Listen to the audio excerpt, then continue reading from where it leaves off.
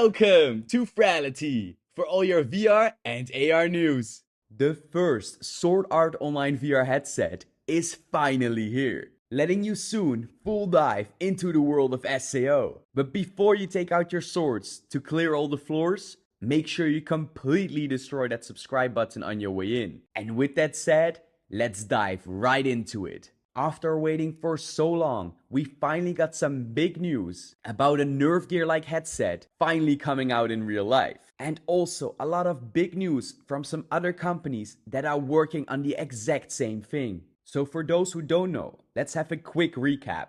Sword Art Online is an anime that takes place in the year 2022, where the main character, named Kirito, uses this amazing VR headset called the Nerve Gear, and with it, he manages to full dive into the world of SAO. But the most interesting thing is how this headset works, because it has a special feature where it can both read and send signals directly to your brain. While this might sound crazy, this allows the user to experience virtual reality as if it was real life, making it almost impossible to distinguish the virtual world from the real one. And this is exactly what all of us have been waiting for so long. The only big problem in SAO was if the player's health bar drops to 0. It means a game over in real life as well. But let's not worry too much about that. There were many companies up until now that have tried to achieve to make a full dive Nerve Gear in real life. And while a lot of first steps were made, most of these companies didn't manage to pull it off in the end. Think about the half-dive VR headset. While it had a crazy concept where the user was laying down under a bed,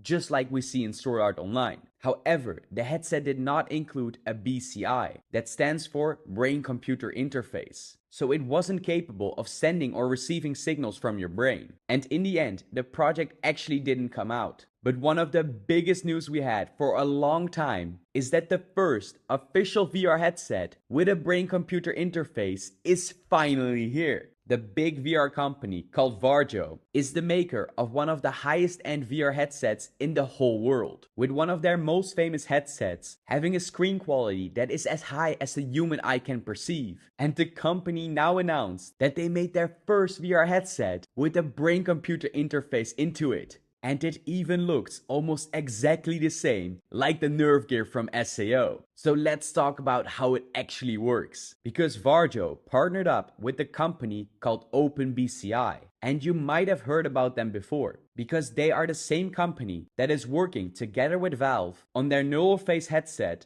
called Project Gallia, which is most probably gonna be their direct competition. But the craziest part is that this headset is not just a concept, because it turns out that they are already sending out these headsets for beta testing, which makes it almost exactly like we saw in Sword Art Online. So let's talk about this headset in more detail. It basically consists of two main parts. The first one being the Varjo headset itself, and the second one being the Gallia module that is tracking your brain, and combining these two to create a Nerve Gear-like headset. But interestingly, the Gallia part that is tracking the signals coming from your brain is a lot more advanced than we thought in the first place. Because until now, most companies that try to achieve this, like the NextMind module for VR headsets, were only using what we call an EEG, standing short for the expensive word electroencephalogram, which are capable of just reading your brainwaves. But this Gallia module takes it to the next level, because it also includes an EOG, an EMG, and an EDA. And don't worry if you don't know what this means. Basically, it is also capable, besides just reading your brainwaves, to also measure data about both your eyes, your heart,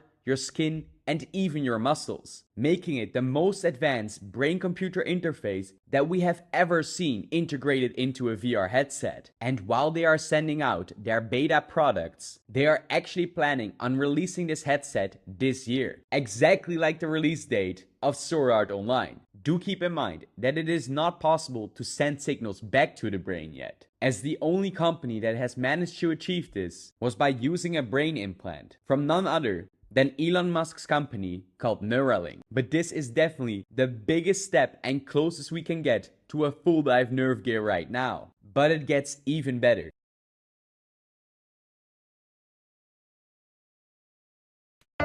One day, you could have superhuman vision.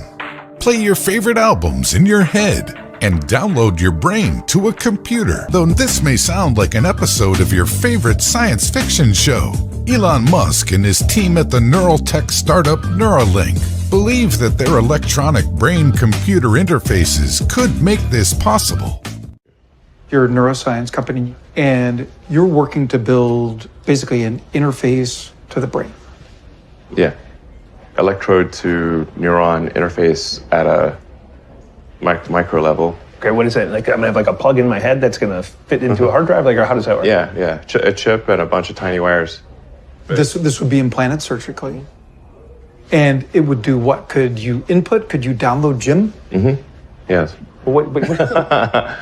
The long-term aspiration for Neuralink would be to achieve a symbiosis with artificial intelligence, and to achieve a sort of democratization of intelligence, such that it is not monopolistically held in a purely digital form by governments and large corporations. Basically, an effort for man to merge with machine in a healthy way. Yes. To beat machines, you basically have to merge with machines. Most likely, yes.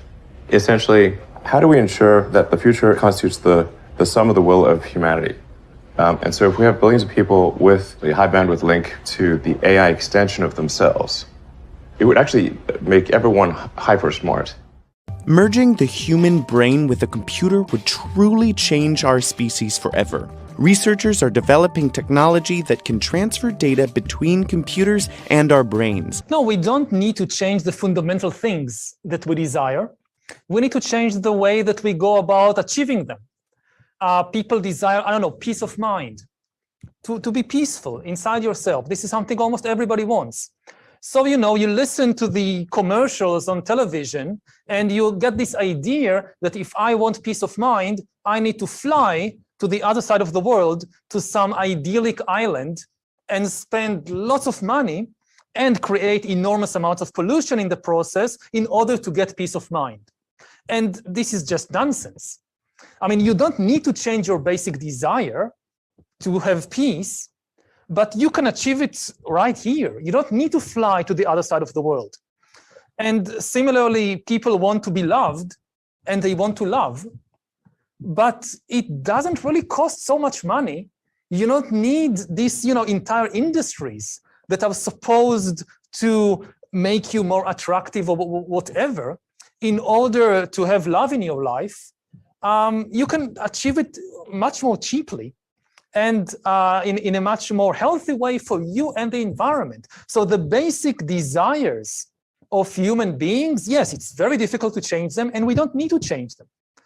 We need to change the extremely roundabout and sometimes ridiculous way that we go about pursuing these fundamental human needs and human desires.